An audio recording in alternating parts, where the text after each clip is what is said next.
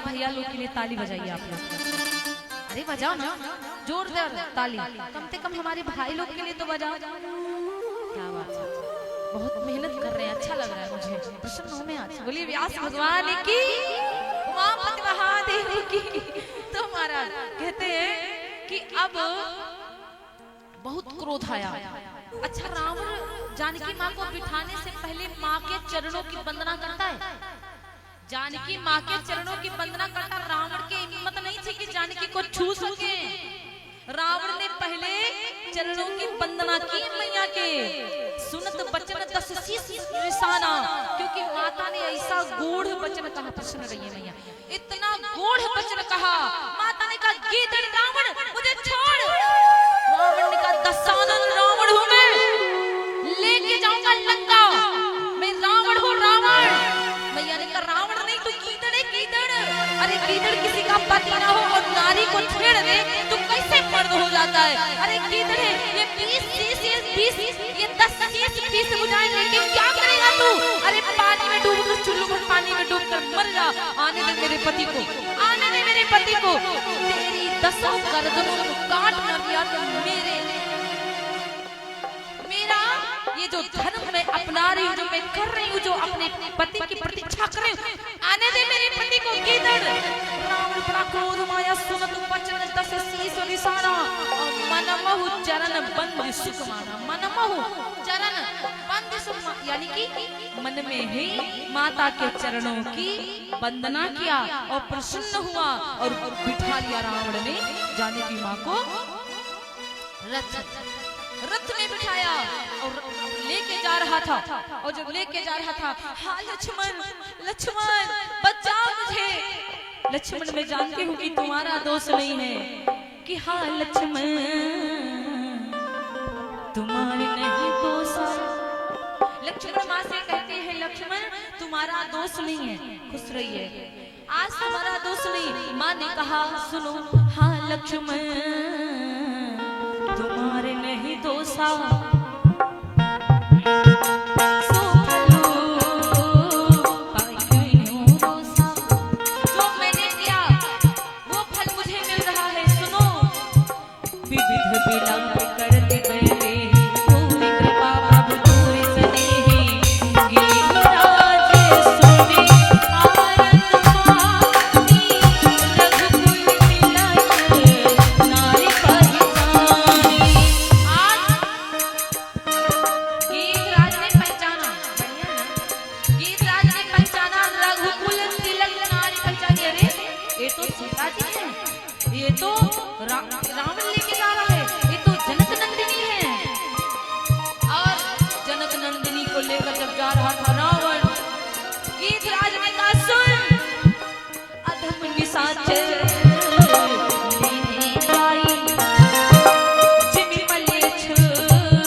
बस कपिलाताई, हरि सीते पुत्र करस जन त्रासा, करि हो जात धाम कर त्रासा।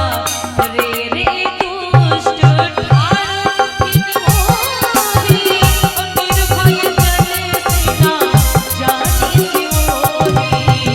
धावा क्रोध वर्तन कैसे, और तुमहि बहु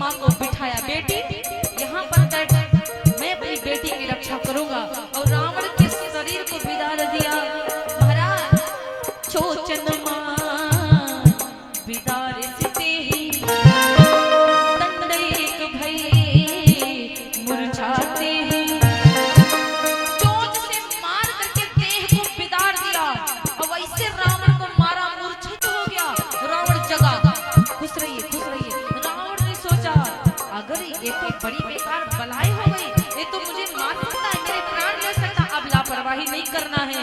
इतने में रावण ने क्या किया कि काटे से पंख पराक्रम धरती, ओ सुमिर राम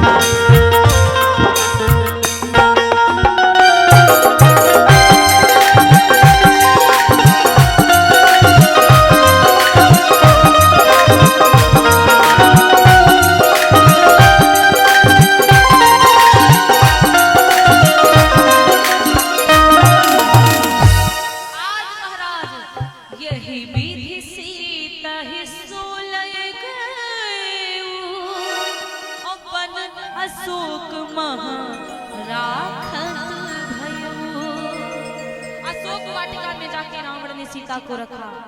खुश रहिए माता, खुश रहिए। आज मैया ने ऋषि मुख पर्वत पर आभूषणों को फेंक दिया था, हनुमान जी ने उठा के रखा था। और जब हनुमान जी ने उठा के रखा, उधर से राम लक्ष्मण जी वापस आए, कुटिया में देखा माता सीता जी नहीं है। प्रसन्न रहिए, खुश रहिए। और जब सीता माँ कुटिया में नहीं मिली तो आज भगवान श्री राम जी पुकारते, सीते कहाँ हो? अरे सीते देखा, कहाँ हो तुम? कहाँ चली गई सीते? जब सीते हो तब ना, आज देखा, आज सीते, सीते कहाँ हो? सीते कहाँ हो? और जब सीता माता होंगी तब ना बोलेंगे। आज भगवान श्री राम जी बड़े उदास हो गए, भगवान बड़े परेशान हो गए। और आज लक्ष्मण जी से कहने लगे, हे लक्ष्मण कैसे की लखन। लक्ष्मण जी से रो रो के कहते हैं, राम हो कैसे की लखन, कैसे की लखन लड़ी कैया, भैया सीता तो कुटिया में नैया। कैसे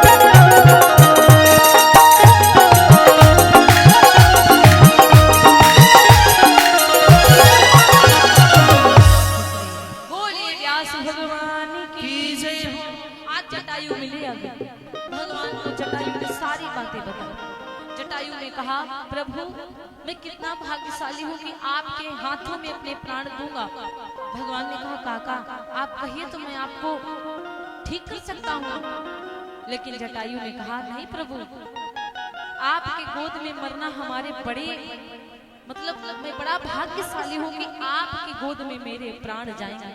इसलिए प्रभु आप आगे चले जाइएगा, एक मातंग ऋषि की कुटिया पड़ेगी जहाँ पर माता सबरी जी रहती हैं। आगे का गैल आपको सबरी मैया बताएंगे, खुश रहिए। आगे का रास्ता आपको सबरी माता बताएंगे। इसलिए भगवान आगे को